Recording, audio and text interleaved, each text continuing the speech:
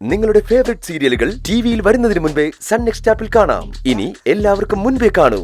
ഇപ്പോൾ തന്നെ sun next app download ചെയ്ത് സബ്സ്ക്രൈബ് ചെയ്യൂ.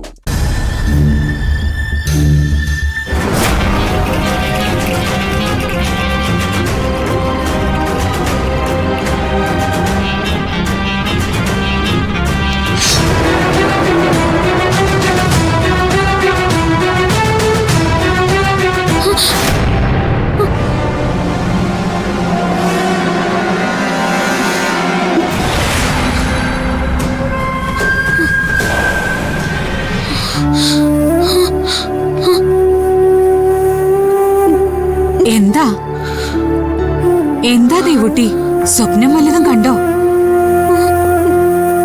പ്രാർത്ഥിച്ചിട്ട് കിടക്കൂട്ടി.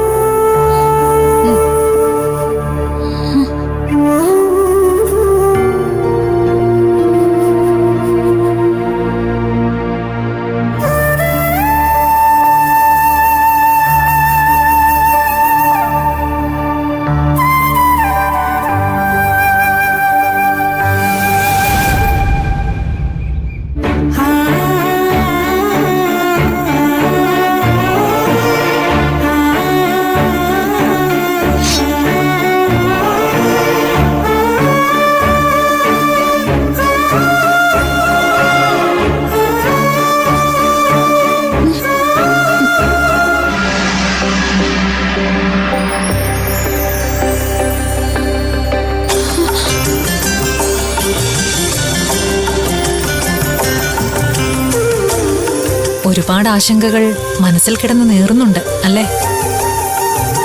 സ്വപ്നം ചിലർക്ക് ചില കാലം ഒത്തിടും എന്നാണ് പ്രമാണം. അത് ചില കാലത്ത് മാത്രമാണ്. ചിലപ്പോ എപ്പോഴും സ്വപ്നം ഫലിക്കുന്നില്ല. സ്വപ്നത്തിൽ കണ്ടതൊക്കെയും സംഭവിക്കുന്നുമില്ല. സന്ദീപ് സ്വന്തമല്ലെങ്കിലും അന്യനല്ല എന്നൊരു ചിന്ത മനസ്സിൽ കുരുത്തിരിക്കുന്നു. ഇല്ല, അതൊരു സത്യമാണ്. എത്രയോ ആൾക്കാരെ നമ്മൾ സ്നേഹപൂർവ്വം മനസ്സിൽ സ്വീകരിക്കുന്നു. അവരൊക്കെ നമ്മുടെ സ്വന്തം അല്ലെങ്കിലും നമുക്ക് പ്രിയപ്പെട്ടവരാണ്.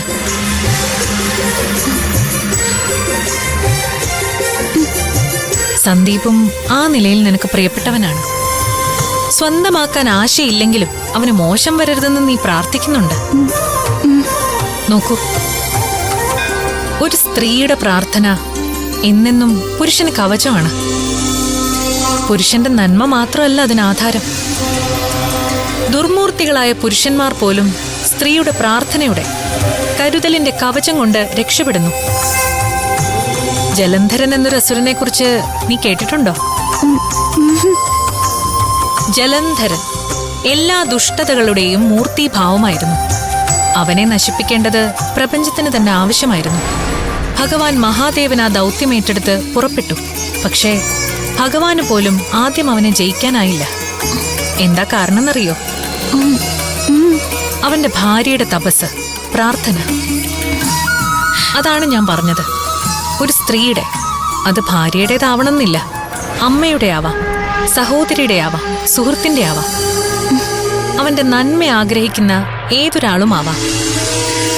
അങ്ങനെ ഒരു സ്ത്രീയുടെ പ്രാർത്ഥനയുണ്ടെങ്കിൽ പുരുഷൻ ഏതൊരു അഗ്നിനാളത്തിനുള്ളിലായാലും സുരക്ഷിതനായി തീരും.